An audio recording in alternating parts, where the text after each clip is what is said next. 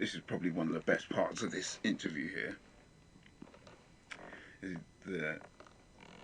The guest clearly outlines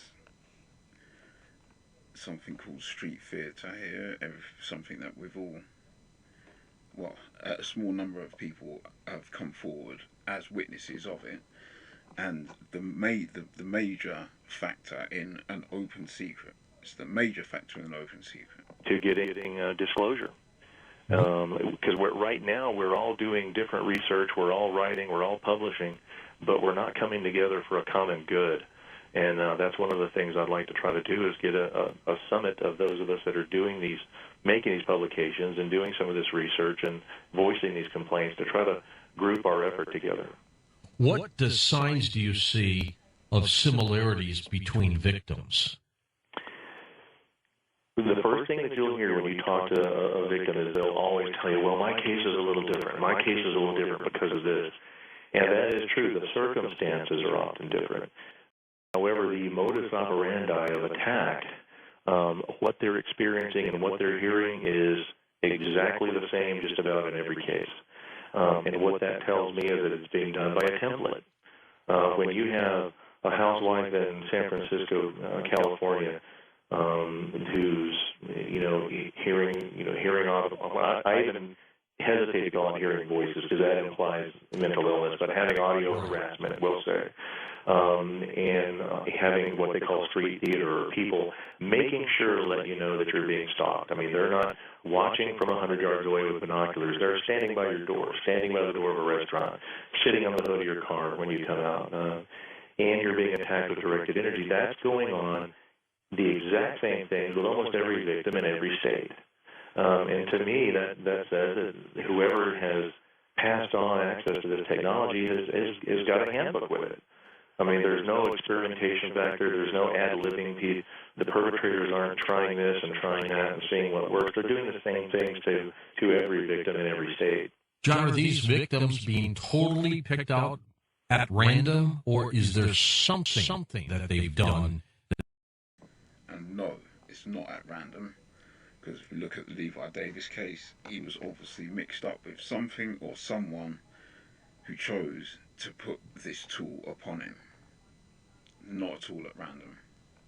The people involved, the resources involved, this doesn't happen at random. It can't happen at random. The government is aware of, and they want to follow them, track them, whatever.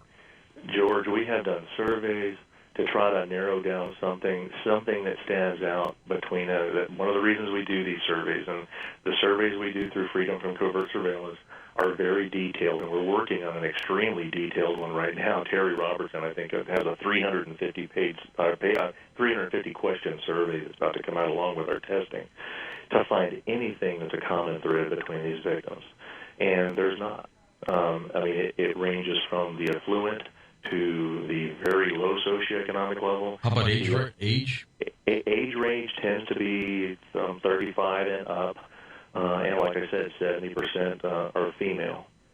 And of those 70% that are female, virtually 100% are expressing lost time, possible drugging, possible sexual assault. Some of them real overt sexual assault. They're having vaginal infections, vaginal tears, cervical lacerations, very obvious sexual assault, and losing time, which is what rohypnol and GHB, the two date rape drugs. I can't subscribe to that part of it there because I've got no idea about that. But for me, I believe this is overwhelmingly happening to men.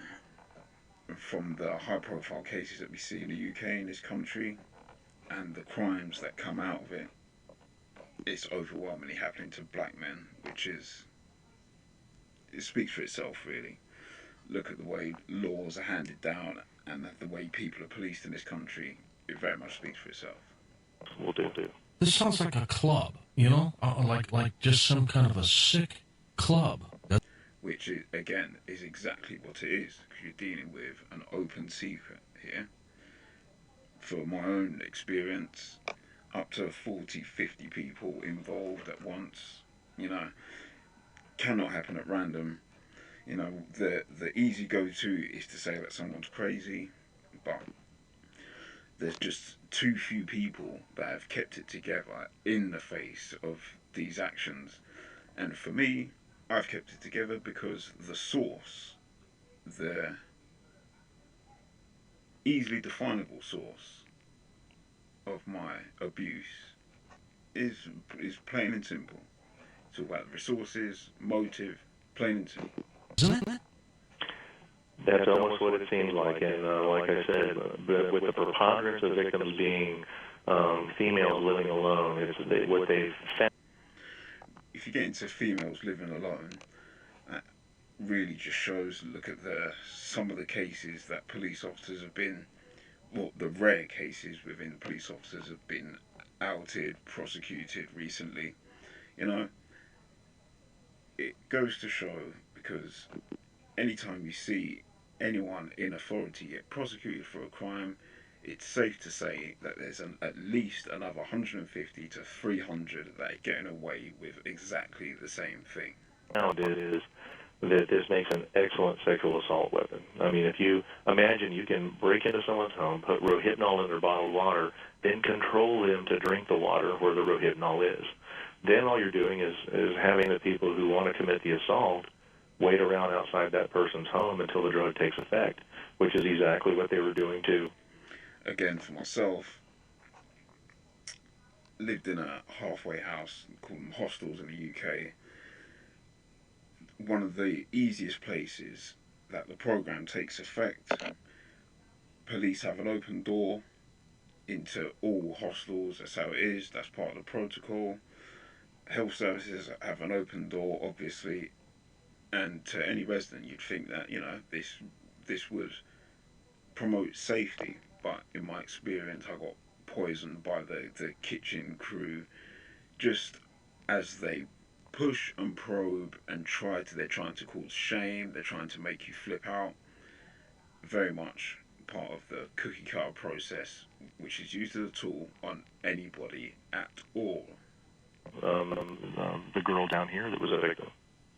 Yeah, I mean, if they're using this for this kind of a purpose, it's got to be much more than some kind of surveillance. Somebody somehow has tapped into this technology, and they're using it for their own sick purposes. Well, and I kind of push that. The book was written. This is really advanced stuff for people that truly have no idea about it. Then this is really advanced stuff. But these actions, they take place on a onion principle. There's a core group who know exactly what to do, have the tools to do it, and the ripples just go out, and you see people down the rungs of society that are brought in just because people do things for money. It's as simple as that. Got a lot more to share as part of my experiences and the things I've witnessed. And to me now, not surprising. Doesn't even piss me off anymore because it's just people. But when you look at some of the incidents that are taking place and you see the end product, like the stabbing in Nottingham, like the Levi Davis case, you see how insidious and dangerous this actually is. It's one of the biggest problems facing society right now. It won't be addressed because the people that facilitate it are the people who have authority, people who are in positions of trust. With the idea that possibly this is people hacking into it. Now, if you look into it a little further, it looks a lot more like it's probably experimentation. And the reason the book was written with that wording was I thought, we're going to need the government's help eventually down the line to have some type of a congressional hearing or public hearing to get disclosure on the technology. So I really didn't want to come out and... People are not ready for how deep this actually goes, because from one person being agitated into a crime, this spreads into every level of society, and that's just how it is. Every level of society. Police put these tools on people in order to justify funding. That's what I've found from day one. It's it's a playbook, it's a psychological playbook that they run to. Again, Stasi, Nazi, call it what you like, but it's just medicine. It's just medicine, what people in society today, that's what they bow to, that's what they believe in, and it's worked so many times. Again, I could go into so many different stories. There's a couple I am going to drill down on. Levi Davis being one, because he was a public figure, let's say, like a sporting personality, and to see the degradation of somebody like that so easily, and for them to come up missing, which is totally impossible, we'll be diving into soon. So I'll definitely need you to comment, subscribe, like. You know, we're going to get into this more because I've got so much more to share with you people, man. So much more.